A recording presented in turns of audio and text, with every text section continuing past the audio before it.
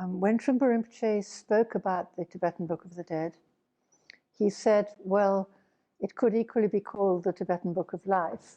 Of course, that has nothing to do with its Tibetan title anyway.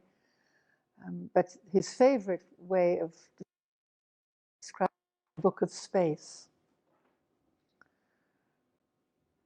Space is a fundamental concept, of course, in the whole of Buddhism, but it is particularly beautifully developed and expressed in Dzogchen.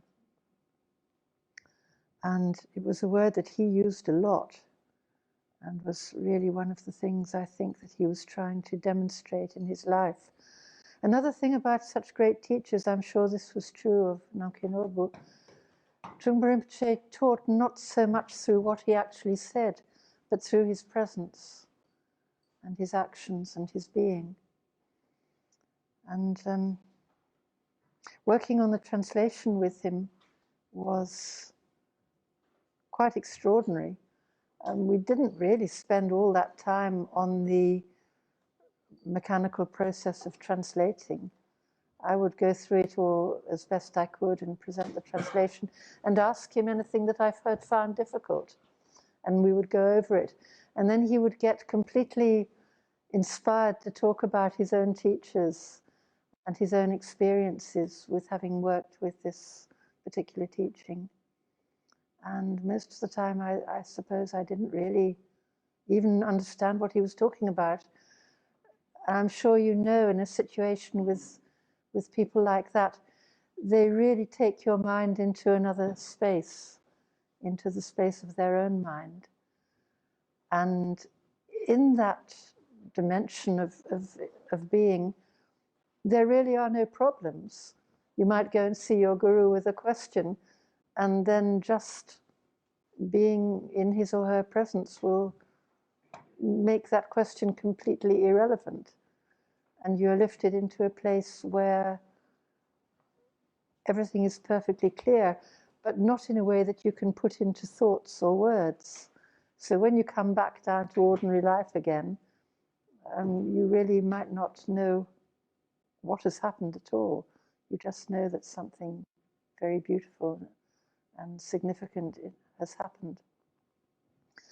And really, Trungpa Rinpoche's teachings, particularly on this subject, because it was a text that was very, very special to him, he would have that effect. So it's actually very difficult to, people have asked me to write down my experiences with Trungpa Rinpoche and what he actually taught and so on, but I found it quite impossible because it wasn't so much about words at all.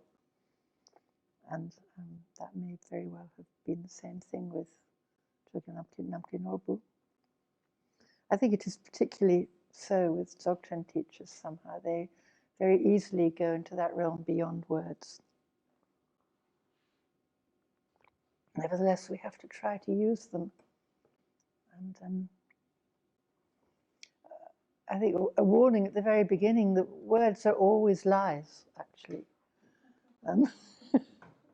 It actually says that in the Guhyasamaja Tantra, which was another text that I had worked on, which is one of the earliest Buddhist tantras. And it says, you must lie because you have to try and talk about the Dharma. But in fact, anything you say is a lie because the Dharma cannot be expressed in words. That means we can't even really think about it, let alone get the words out. We can't really formulate it in concepts in our mind. We have to trust that there's something beyond that. And the more experience you have of practice, and particularly the more you practice formless meditation, Dzogchen meditation, the more you learn to have confidence in this truth which you can't get your mind around and which you can't put into words. And of course, the Buddha himself was faced with this after his enlightenment. He wasn't going to teach at all. He had to be really persuaded. It said the representatives of gods and men came to him and begged him to teach. And he took quite a long time to be persuaded because he knew that he wouldn't be able to express the reality of what he had seen. He also knew that it would be completely misunderstood. This is inevitable. People don't misunderstand on purpose, but you never know how your words are going to be understood by anybody else. So somehow it's absolutely wonderful that the Dharma does come to us somehow or other through fallible human beings and totally unreliable.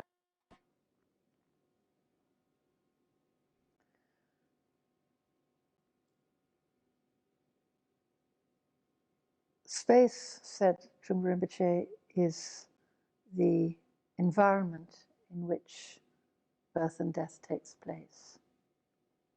So space is the fundamental basis of everything. And like all the Buddhist concepts of this sort, space is not a theory or an image. It is a lived experience. It's a feeling. It's an actual experience of space out there. Even if it helps to get our mind into that sort of line of thought, so to speak, to think of infinite space. When we breathe out, our breath goes out. You can imagine going as far as you can possibly think, out into the universe, out into limitless space. And yet the space that is meant in Dharma is far beyond that. It is the actual experience of complete openness, complete spaciousness, which is as much within us as it is all around us. It has no boundaries, it has no location, it has no dimensions. And we can definitely experience this in meditation. One of the main symbols of Dzogchen, in fact, is the sound of Ah, and the Tibetan letter Ah, which I'm sure you all know. And we can say, either out loud or to oneself, Ah, and completely relax. First of all, relax the body with that Ah, and then Ah, let go of all the tension and all the clutter in our mind. Ah is the symbol of space. It's also the origin of everything. Everything arises from it. If everything were not space, nothing could appear, nothing could exist. Another lovely thing Trungpa Rinpoche said, everything exists only because it does not exist. It appears. The words for appearance and existence in this kind of literature are the same. And it appears out of spaciousness, nothingness. Spaciousness actually is also the word shunyata, emptiness. But emptiness seems very often a little bit negative. Spaciousness gives this idea of it could be full. It's full of all potentiality. Even potentiality is the wrong word. It simply contains absolutely everything. But this everything does not cause any obstruction. Another word for space is unobstructed. Transparent is another Dzogchen word.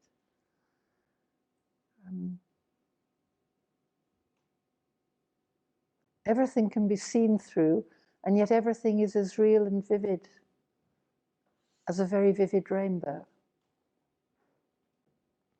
Nothing gets in the way of anything else. Everything can exist simultaneously.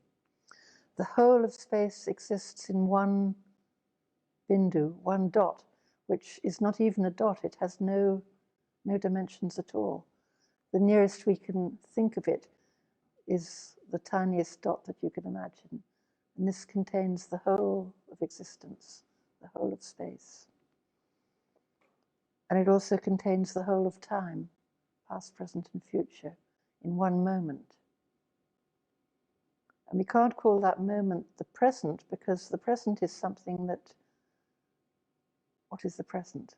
Okay, it was there a second ago, now it's gone. You can never ever catch the present moment. So it's called nowness, which goes beyond past, present, and future.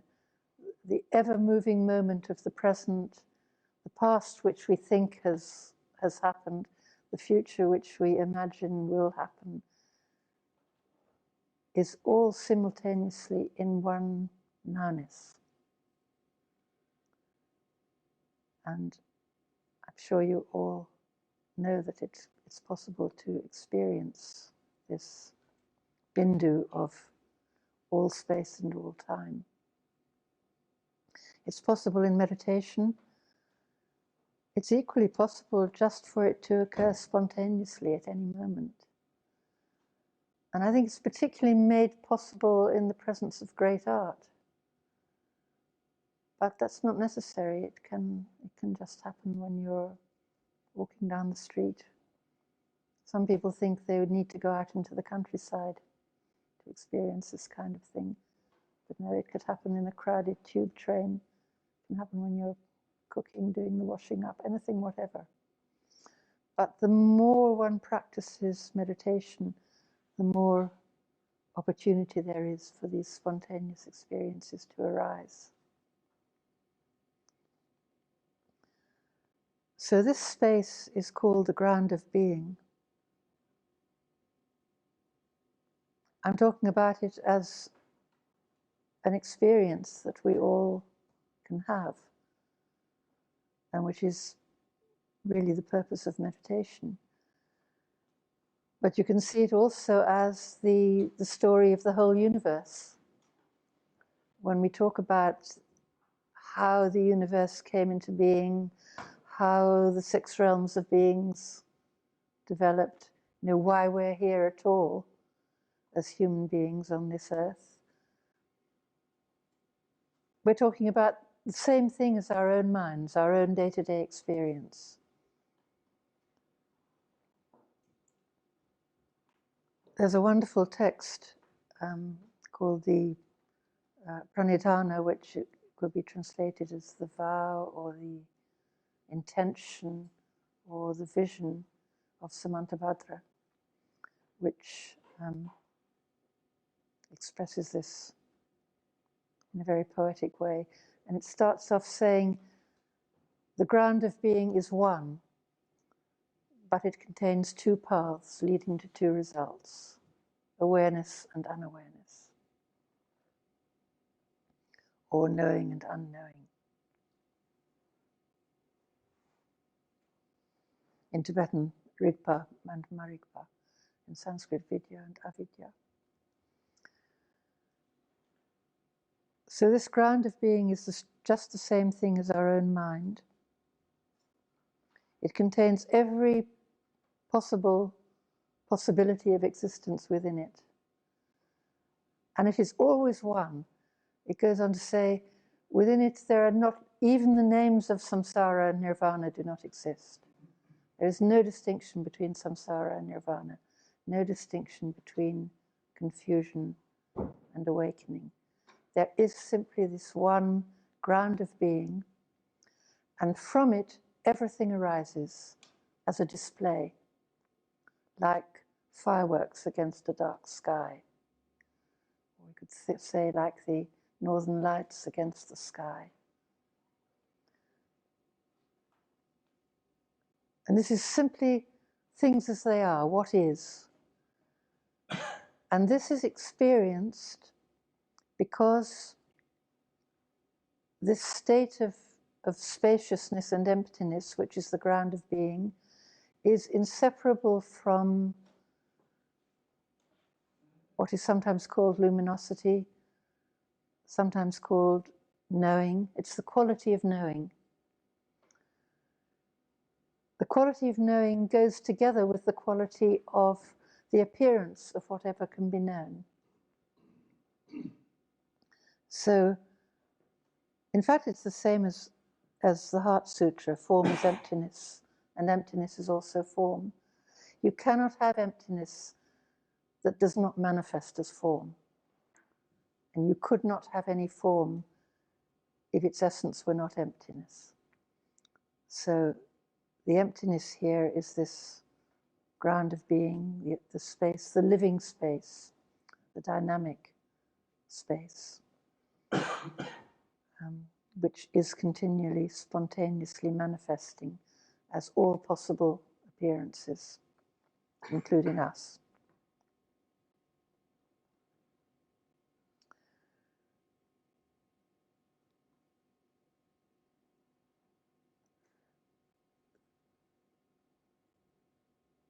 The fact that there are appearances, or the display, I like the word display because we have this nice correspondence in English between play and display, which you don't have in the traditional Buddhist languages. So the display or the play means there is someone experiencing it. There is a subject, and as soon as anything appears, whatever, there is subject and object. But without ego, without any kind of possessiveness involved, without making a division into what is me and what is not me, what is inside, what is outside. So they call it non-dual duality. Dualism, which is at the same time is non-dual, which is very hard for us to get our minds around. But yet we do have these experiences as well in everyday life. And again, it can happen just suddenly. You suddenly look at something, look at a blue sky, and you're absolutely one with it. You listen to a piece of music and you're completely one with it. Everyone has had these experiences. It can happen with someone you love very much. You suddenly become completely at one with that person. And it is beyond thought. And we all recognize at those moments that it's beyond our normal everyday experience. And in fact, we couldn't live in that experience continuously. It would be impossible to go about one's daily life, going to work, doing everything around the house, eating, cooking, catching the tube and so on. We have to live as normal, dualistic beings most of the time. And at the same time, we can recognize that this non-dual experience, this experience of total oneness with the universe around us, with other people, with everything that exists, is part of our nature and never goes away. So we are living on many different levels at the same time. And I think one of the great benefits of meditation is to help us keep in touch with that non-dual aspect of our being, which is the awakened aspect. So that the Vision of Samantabhadra text goes on to say that what it means to be a Buddha, to be Samantabhadra, is never to move from the awareness of that ground of being. Whereas sentient beings have somehow moved away from that awareness and have entered an illusion or a dream or a play of being in one of the six realms, in our case as human beings, and have sort of gradually become totally convinced that that is what they are, what we are, and so have lost touch with the ground of being, which is always our basic nature and which we never fully move away from. In fact, what is unique about Dzogchen is that it really emphasizes this basic Buddha nature which we are and which we never leave. Whereas although that's certainly always present in all the traditions of Buddhism, because there are many more, there are so many methods of sort of trying to get back to it.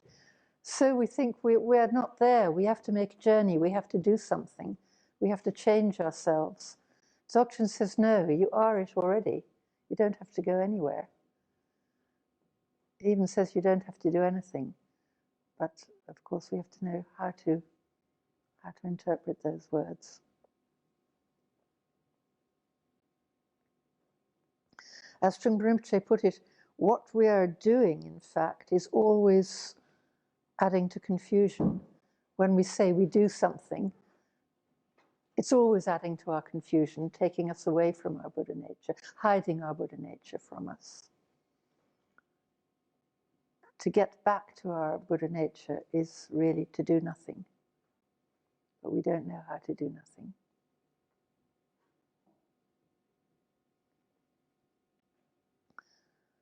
So to get back to this text of the Bardo Thodol, which is sort of what I was supposed to be talking about,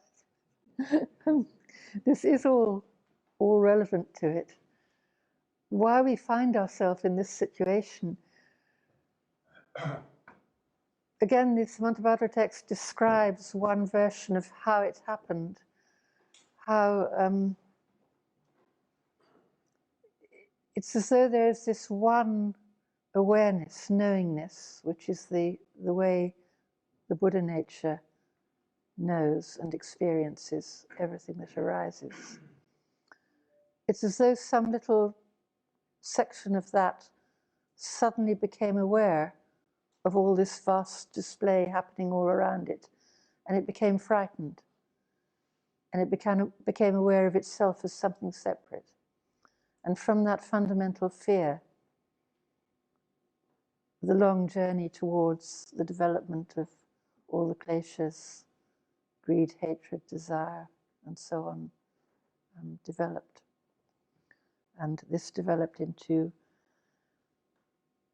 taking form in one of the 6 realms.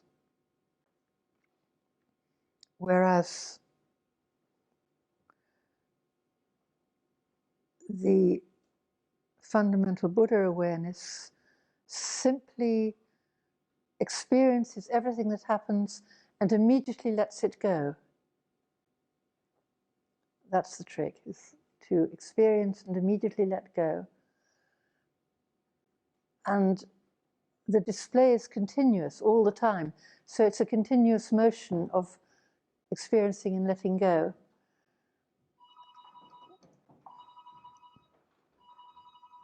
And in fact, William Blake, and he talked about, there was a lovely verse, he who binds to himself a joy does the winged life destroy.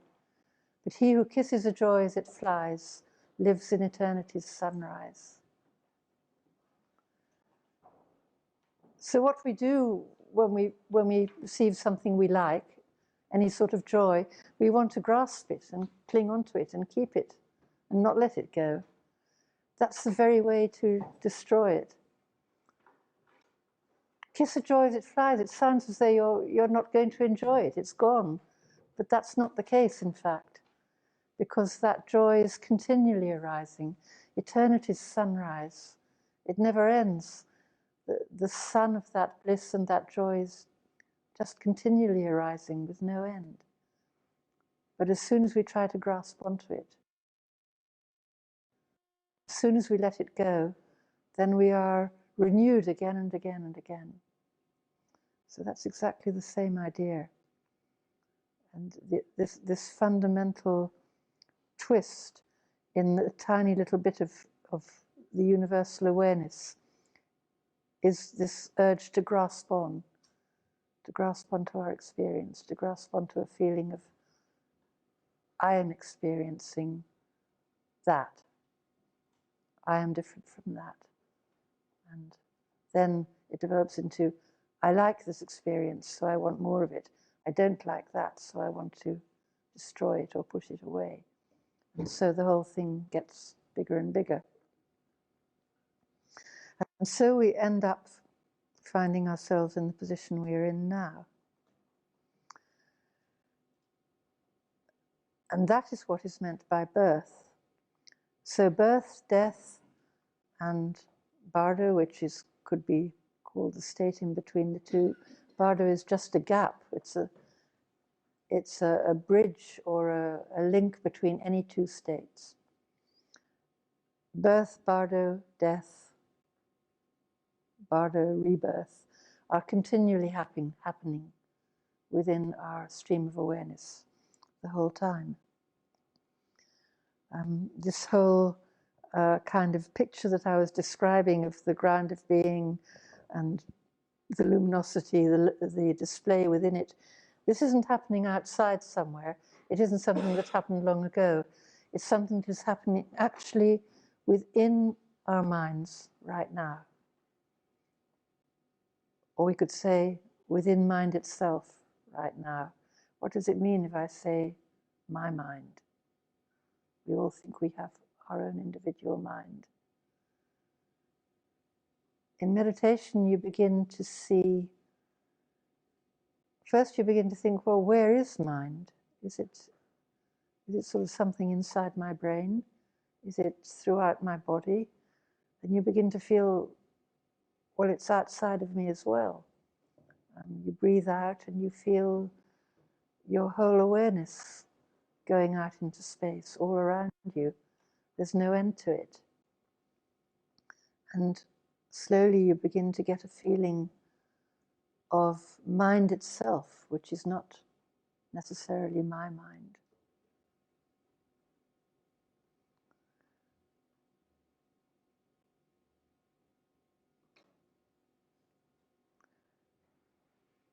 And another thing that is happening to us continuously, as well as this birth of individual mind, of sentient being in one of the six realms, is actually taking place continuously.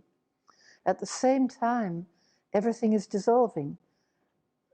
The wonderful display all around us is instantaneously arising and dissolving all the time. And our own sense of awareness is dissolving all the time. We have this sort of very, well, for one thing, we're in a material body which kind of dulls things down enormously and limits our perceptions. Another thing that Blake understood very well, that our actual senses, our five senses, are more limitations than they are means of communicating with the world. And he believed that one could go beyond this. And of course, Buddhism says just the same thing.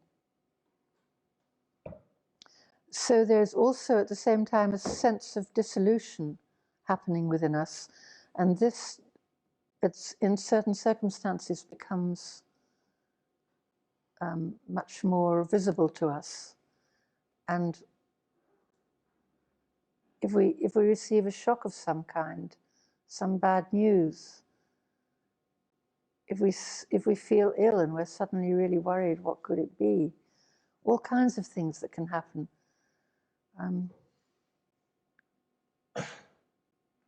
We can really be aware of this sense of impending dissolving of everything that we know. That actually our life is not firm and secure as we normally happily go along thinking it is. But anything could happen at any moment. We might go mad at any moment. We might lose our mind. We might lose our physical faculties. We might actually die. All sorts of strange things might happen to us. Waking up from a dream, sometimes you can feel like this, a sense of complete disorientation, perhaps not knowing where you are. Sometimes it can be really frightening, just for a moment, and then suddenly the ordinary world reasserts itself. And Trungpa Rinpoche described this very beautifully. I just want to read a very small passage from his commentary to the Bardo Thodol, which actually was taken from, is the transcription of a seminar that he gave on it. And he says something very interesting here about this experience of duality. You remember that the experience which led to our birth as a human being is really the development of duality, of not being one with the fundamental ground of being and display. So he's talking about how the experience of coming near to death is actually one that's happening to us the whole time. The experience of uncertainty about whether one is actually going to die, in the sense of losing contact with the solid world. This uncertainty is not necessarily seen in terms of leaving the body, but in terms of losing one's ground. The possibility of stepping out from the real world, that is the so-called real world that we're used to, into an unreal world. We could say that the real world is that in which we experience pleasure and pain, good and bad. There is some active intelligence which provides the criteria of things that they are, as they are, the basic dualistic notion. That was another thing he was always emphasizing, how really intelligent ego is, how much effort and intelligence we put into this continual action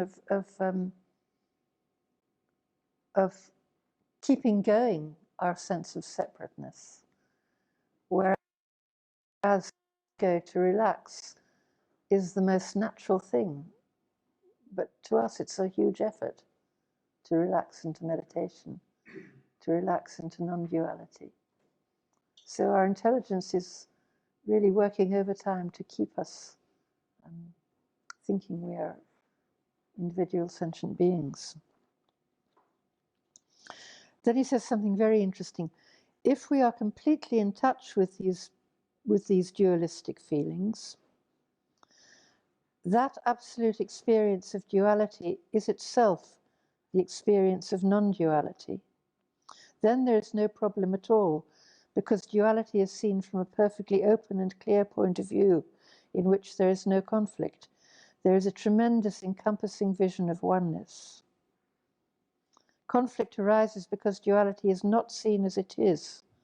It is only seen in a biased way, a very clumsy way.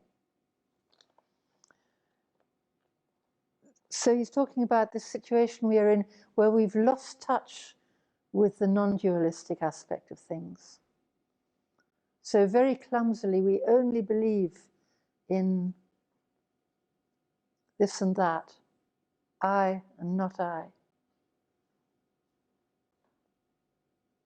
subject and object, in a very crude and clumsy way, as he puts it.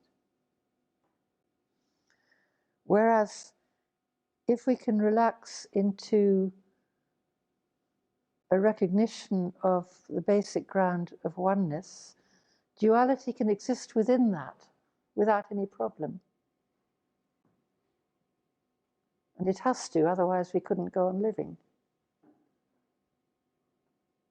And even for the Buddhas, there is a sense of self and other, but without ego, without the clumsy, crude version of duality. So the display, the continuous display of life, existence itself, can be seen in a way that is not confused, in a way that is awakened. This is the way the Buddhas experience everything.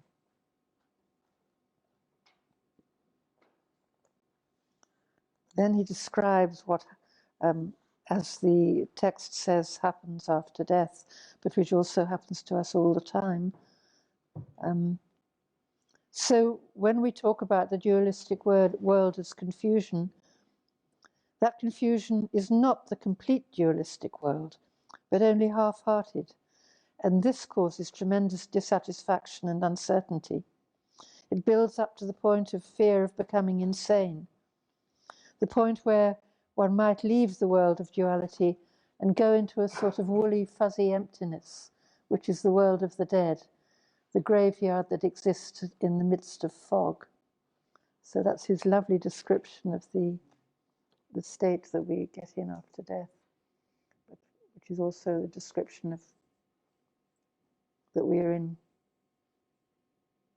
quite a lot of the time in our daily lives, sort of uncertain, confused state in which there is a lot of fear, and we've forgotten our connection with our true nature. So the two big themes in the book describe these two contrasting ways of being. The dualistic way, which is the 6 realms of existence, which we are experiencing all the time, circling through them. And on the other hand, the awakened possibility of being, which is the realm of the 5 Buddhas.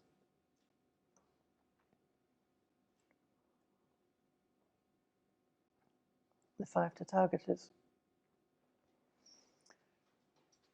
And why 5 of them? And what does it mean to talk about the 5 Tathagatas? It is beyond concepts, as we know. We really can't, we can't get our minds, our ordinary dualistic minds, around this this picture of vast, open awakenedness, which contains all qualities,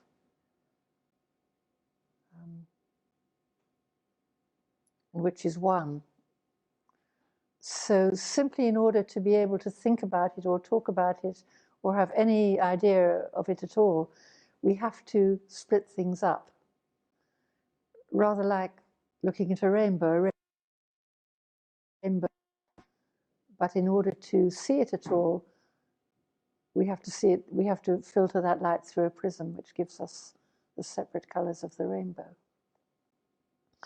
But they are not sort of ultimately real, the colors of the rainbow. They're simply different aspects of pure light. And they never move from that sort of basis of their being. So in order to understand what the awakened nature could possibly be, we focus on qualities that we can be aware of, such as wisdom, compassion, power, effective action, and so on. And so the texts have developed the idea of one all-knowing Buddha awareness split into 5 different qualities of awareness, which we can look at and think about and identify in ourselves and other people. That's the most important thing, because these Buddhas are not beings out there who are superior to us. They are our own qualities. Our own innate Buddha nature is in no way separate from the image of Samantabhadra, whose name means all good, complete goodness, who represents the complete Buddha nature. Samantabhadra is not like a god in charge of everything. Samantabhadra is simply a name that we give to everything that we could possibly imagine as ultimately good. And Samantabhadra manifests all around us and in our own lives continuously. So why 5? Well, this is because, and as Jung found out, the mandala is a kind of archetypal image that arises from the human mind. It's a sort of basic way of imagining any shape in space, a circle which has a center. So you have one in the center, and to define the circle, you need at least 4 directions: north, south, east, and west. So this is the sort of basic number that you need to be able to form a picture in our minds, to make an image that we can then relate to in some way. So that's why we have the 5 Buddha principles. And what they are really is 5 different ways of experiencing whatever there is to be experienced, the display which arises from the primordial ground. The sort of most fundamental way is called the Dharmadhatu jnana, or wisdom or knowledge. But it's not knowledge of something, it's a way of experiencing. It's a knowledge which is experience at the same time. And this way of knowing experiences the display as a whole, as a oneness, containing absolutely everything, recognizing its oneness at the same time, recognizing its emptiness, at the same time recognizing its miraculous display. So it's a kind of fundamental picture of how the Buddhas experience things, or how the Buddha nature itself, how awakened nature experiences. And the next one is, and this is then, I don't know how this happened, gradually over centuries of experience of meditation, as kind of consensus image was formed, and it sort of coalesced into the figure of the Buddha Vajrayana. And then the next one, the Buddha Akshobhya, experiences all this display as taking place within a mirror. So it's absolutely real, but at the same time, the awareness knows that it's not real in itself, so to speak. It's not solid, it's not, it is impermanent, it's always changing. It has an illusory quality to it as well as its real quality. In fact, it's because of its illusory quality that it is actually real. If there was what we think of normally as reality, if there was actually solid matter in any form at all, it actually would not be possible, because the whole universe would be immediately clogged up with stuff. I mean, we know this now from science. To me, it's absolutely wonderful that every aspect of science absolutely confirms really the insights that Buddhism had. And we know that our bodies are not solid. The floor is not solid. These walls are not solid. Everything is simply a dance of energy in space.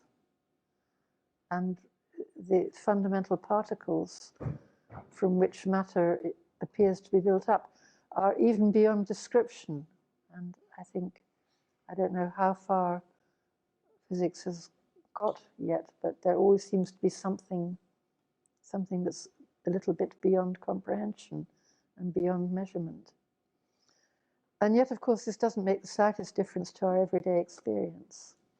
And even a physicist who is working with these concepts every day, it doesn't make any difference to their everyday experience, which is a little bit strange, really. But there it is. And even as meditators, I think meditation has more chance of it making a difference to our experience. I hope so. But anyway, everything is simply a dance of energy in space. What was I just saying before that? Sorry? Oh, Akshobhya, yes. Oh, yes, this relates to the mirror-like knowledge. Seeing everything is in a mirror. Everything is fluid. It's a very graphic picture of the basic teaching of impermanence, really. Continual change. Nothing is what we think it is.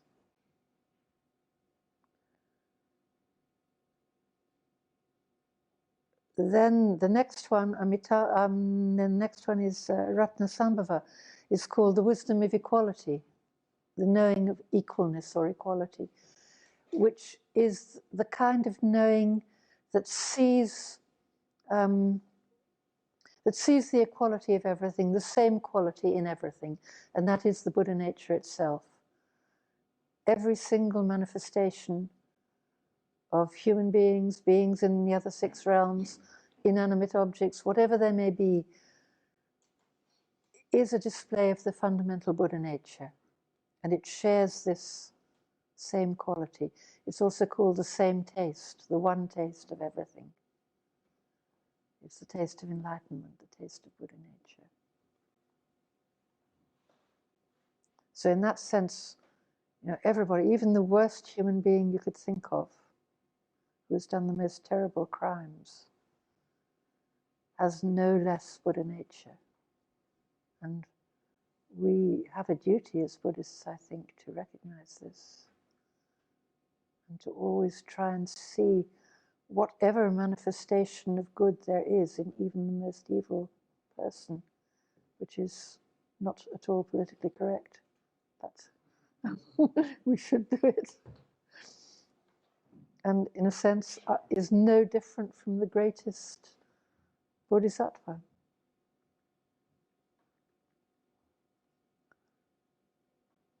And then, sort of to balance that, there is the knowledge of Amitabha, which is a word that's hard to translate.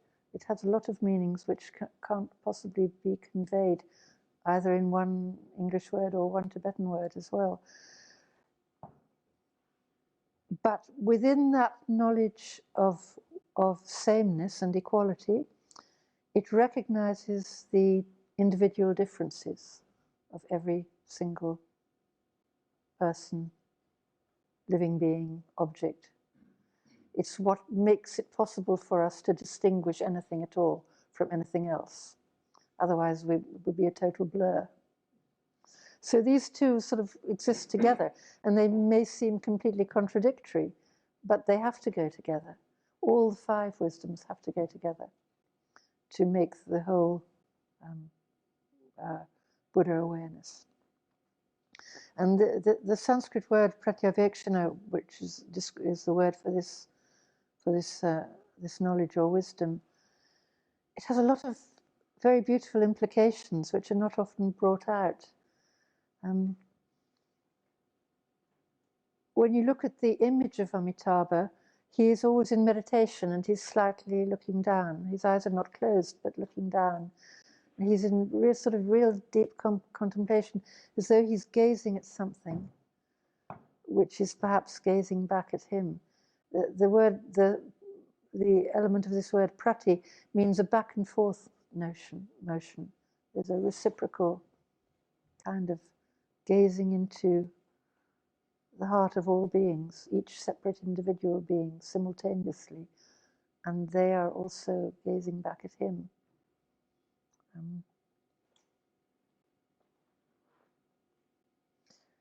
Yes, this sense of mutual experiencing. This came up in a talk that I gave at the Buddhist Society not long ago. I can't remember if it was a poem by Rilke. Does anybody remember it? Please, no. I think maybe he was talking about looking at the stars or something, or was it about music? But it certainly came up in connection with music and poetry. The sense of anything. No, it was something about music. You listen to the music, and it's as though the music is hearing you. That's it. It is a poem by Rilke, and it's called Gong. And it's this sort of primordial sound of the gong, which goes beyond the ordinary physical sound of a gong and becomes somehow the sound of the whole universe. This is also another very Buddhist concept. As though it's all around and enveloping you. And he says it's no longer a sound for the ears, So no longer something for the ears to listen to, but it is hearing us. And I think that's a wonderful, wonderful concept. And I think other poets have maybe said this about looking, particularly gazing at the stars and feeling that the stars are gazing at you. And this can be so of any experience, whatever.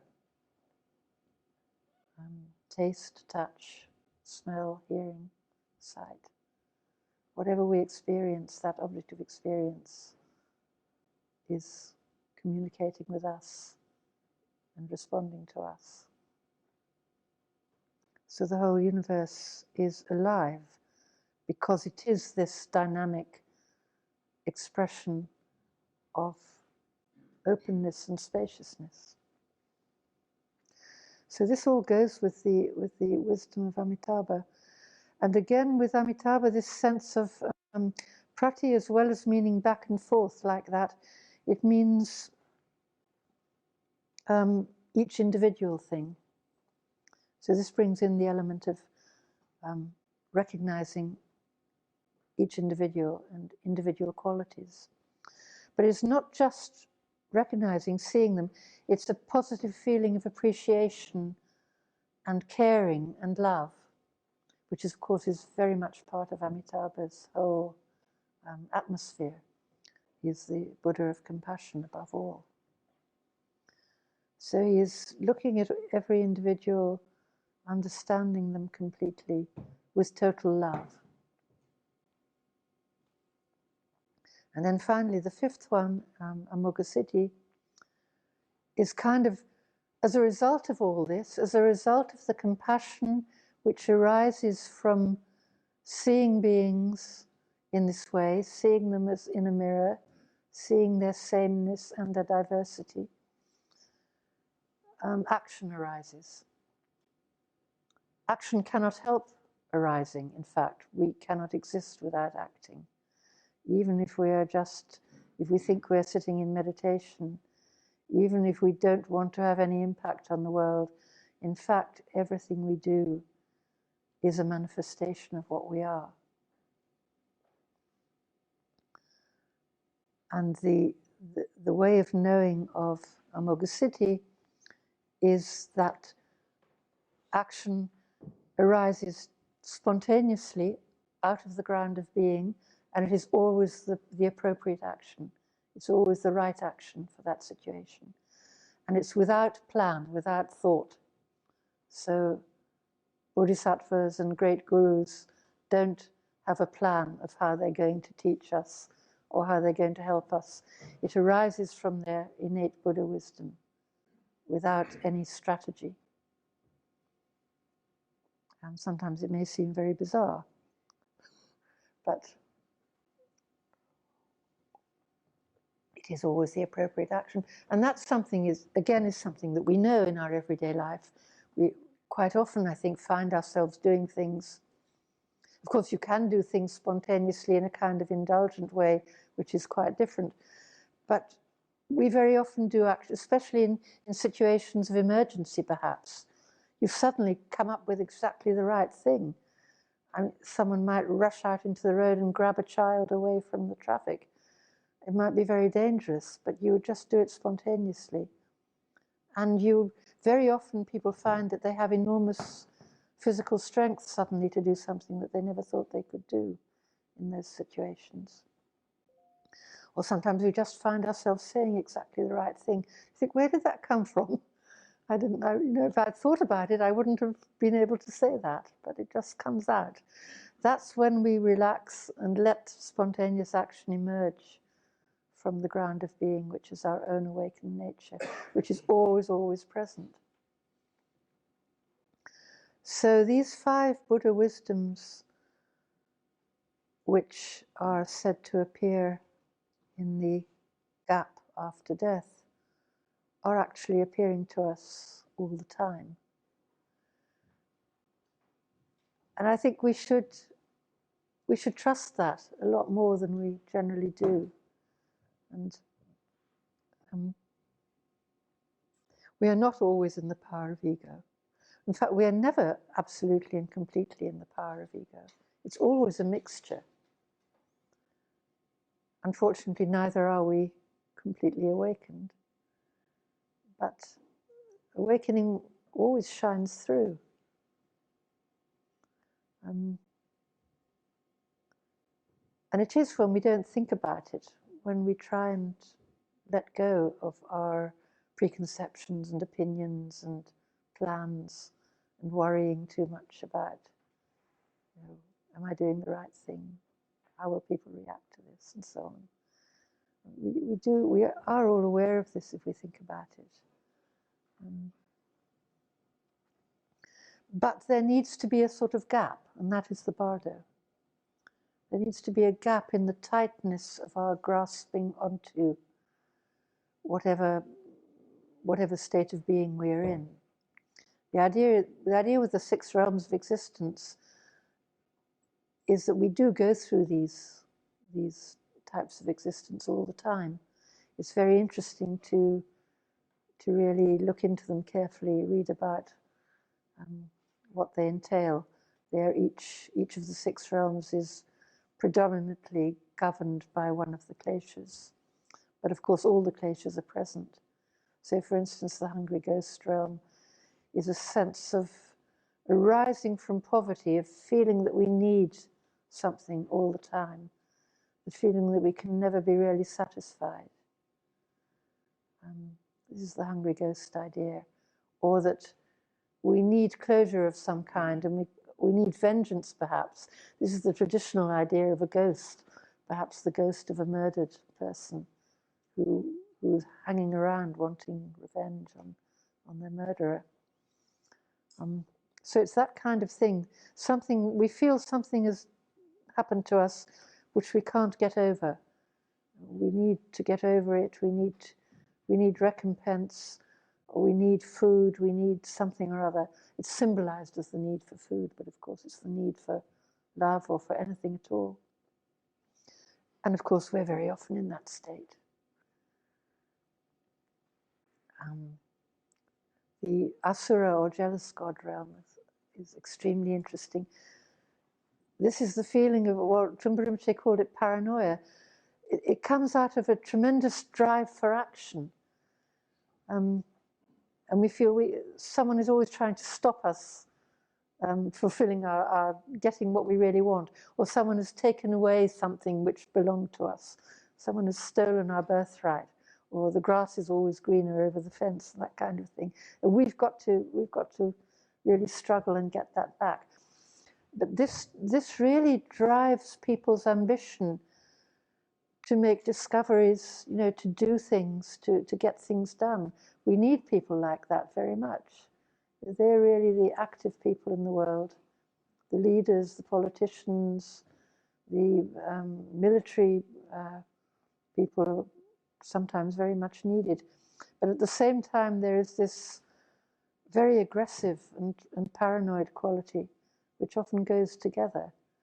I find it there seem to be very many people like that prominent in the world, but also in the past, all sorts of, it can apply in any field, great artists, great musicians, great scientists, people who have really had the energy to devote themselves to what they wanted to do, have had these kind of characteristics and are very often quite paranoid with it and envious and jealous of other people.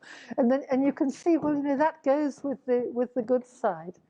And every good quality has its kind of negative counterpart. And I find that very helpful in understanding people. And then the hell realms, of course, arise from intense aggression and anger and hatred. And an interesting thing in the Buddhist hell realms is that there's hot hell and cold hell, whereas in the Western tradition, I think we only have the hot hell. But the cold hell is very interesting, and that's very typical of some people. When they get angry, they go really cold. And instead of going red with anger, they turn white with anger and become very introverted and won't speak to anyone, just go off and sort of feel this icy quality emanating from them. And if you're in that state, then as Trungpa Rinpoche describes it in here, you turn the whole world into a refrigerator. And this is so true of all the realms. What we ourselves are feeling, the world seems to give it back to us. You go out and you're in a very angry mood and you stub your toe on something and you start bumping into things. And also, because you look angry, other people are going to respond to that and act angrily back to you. And this is how the feelings of the six realms perpetuate themselves.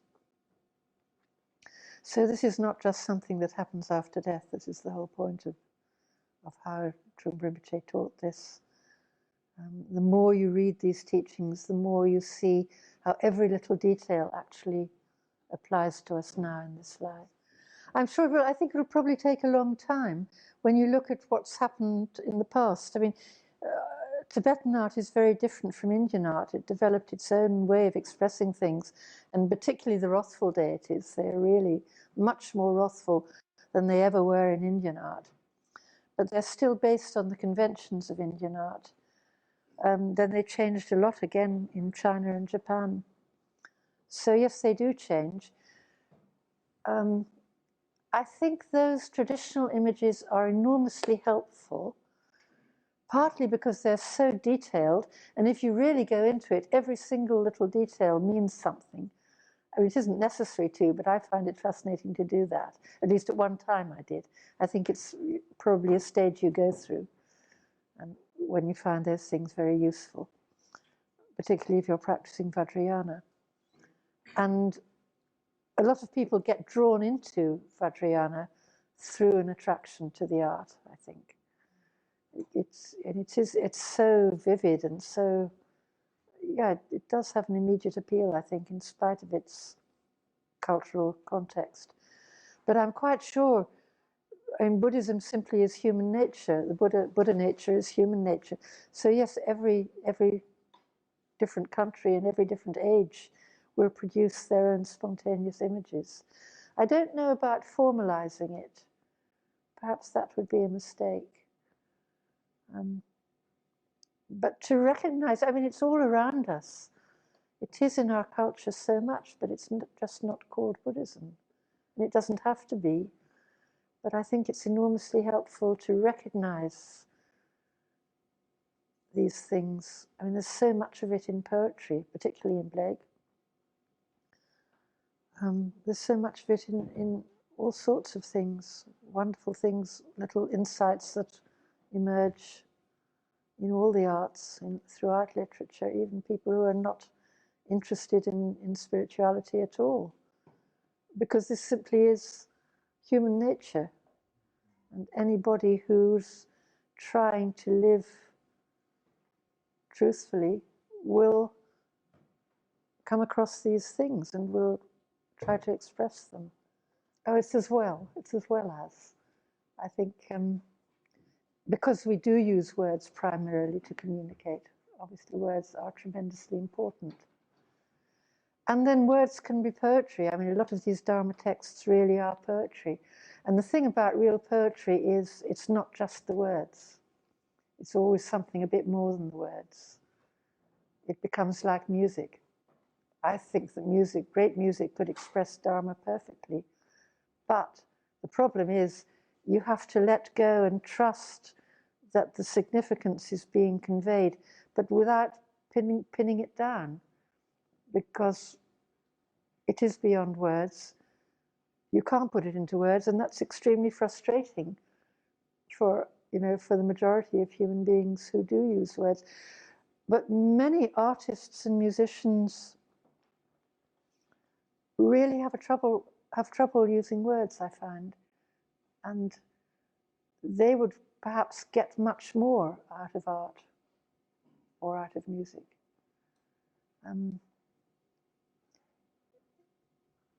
Someone asked, I think it was Barbara Hepworth, what do you mean by this sculpture? And she said, well, if I could say what I wanted to say in words, I would have written a book. So obviously it meant very much more to her to express something in sculpture. But then you don't know what it means to someone else. But then really when it comes down to it, you don't know what words mean to someone else. We do think we do. I think we are stuck with using mostly words. But we should recognize that there are limitations and that there are other means of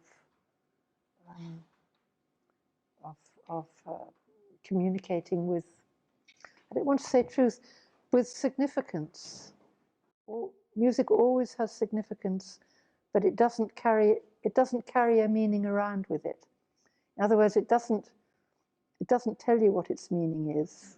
It's never an overt meaning, but it takes you to the realm where there is significance. And we don't even know what that significance is.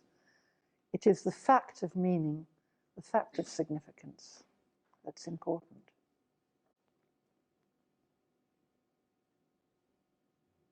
Are you, like when you're saying that we all, if we use the same word but we have a different something, whatever, yes, about that word, so we have no shared experience?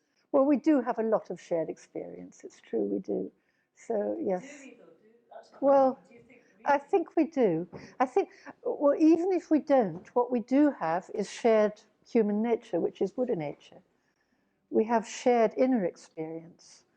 We know what it means to experience the kleshas.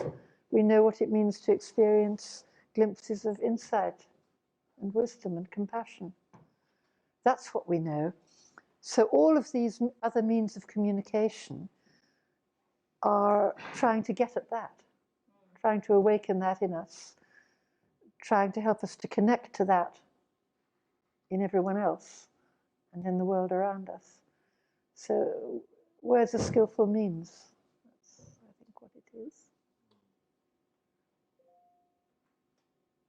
I think we just have to do our best anyway, by whatever means we can. I'd like to ask something. Yes. As a linguist, the Tibetans always revere the Sanskrit, that's the language Yes. mantra.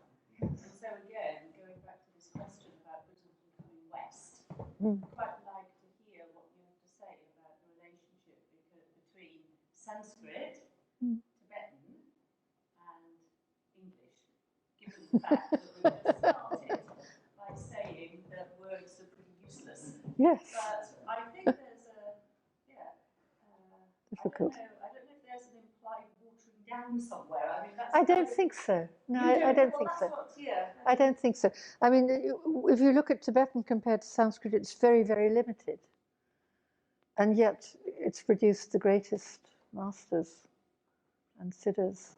So, there can't be anything wrong there. And what's more, they pronounce the Tibetan mantras all wrong, which very often. Tibetans pronounce a lot of the Sanskrit mantras, wrong, which would be, according to the ancient Vedic ideas in ancient India, the perfect pronunciation was absolutely essential for a mantra to work. I mean, that's completely goes out of the window when you think of the Tibetans. And there are a lot of stories about that too. There are famous stories of meditators who had been visualizing, someone had been visualizing Amitabha for years and years as grey. And finally his guru came along and said, what, you've been doing completely wrong, it's absolutely hopeless. But he became a great siddha. So, So it's the intention. Yes, absolutely, it's the intention. But as far as language goes, yes, it's very interesting. I mean, Sanskrit is an absolutely wonderful language. But it's no better at expressing the Dharma than any other language, really. What matters is, the quality of the people who wrote the texts, the quality of the people who then transmit them, and who live them, and who practice them. As a language itself, it's as ambiguous as English. And I think English is an absolutely wonderful language because it's so rich, but it's also tricky to translate into because we have so many synonyms. But Sanskrit is rather like it in that way. It has a lot of different words for one thing.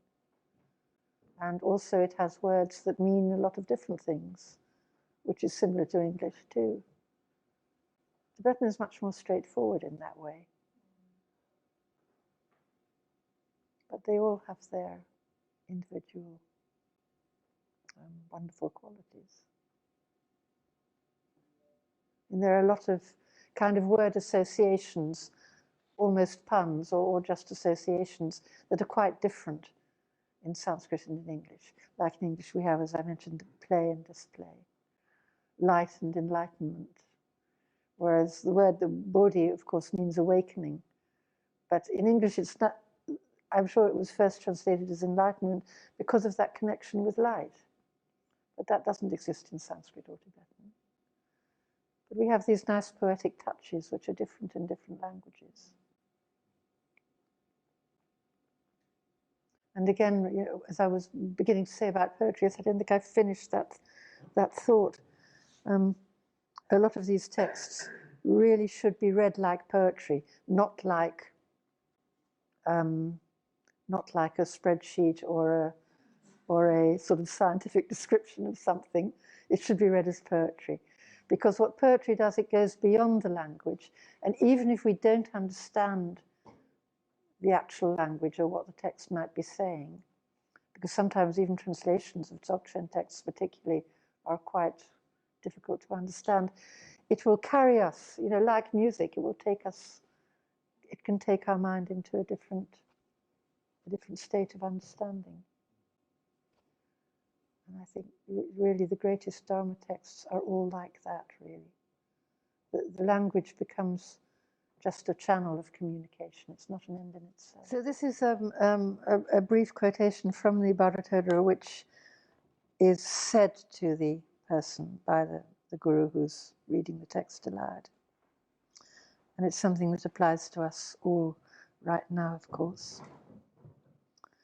O child of awakened family, listen. Now the pure luminosity of Dharmata is dawning upon you. Recognize it. O child of awakened family, the essence of your knowing awareness at this present moment is pure emptiness. Pure emptiness in which there is no essential substance, quality, or color whatsoever. This itself is the Dharmata, Samantabhadri. But while your knowing awareness is empty, it is not just blank emptiness. Your knowing awareness is unobstructed, sparkling, pure and vibrant. This awareness itself is the Buddha Samantabhadra. These two, your mind whose nature is emptiness without any substantiality, and your knowing awareness which is clear and vibrant, are indivisible. This itself is the Dharmakaya of the Buddha. This awareness of yours is a great mass of light. It is indivisible clarity and emptiness. It has no birth or death. Therefore it is the Buddha of unchanging light. To recognize it is enough. When you recognize the pure essence of your knowing awareness as the Buddha, to look into your own awareness is to rest in the Buddha mind.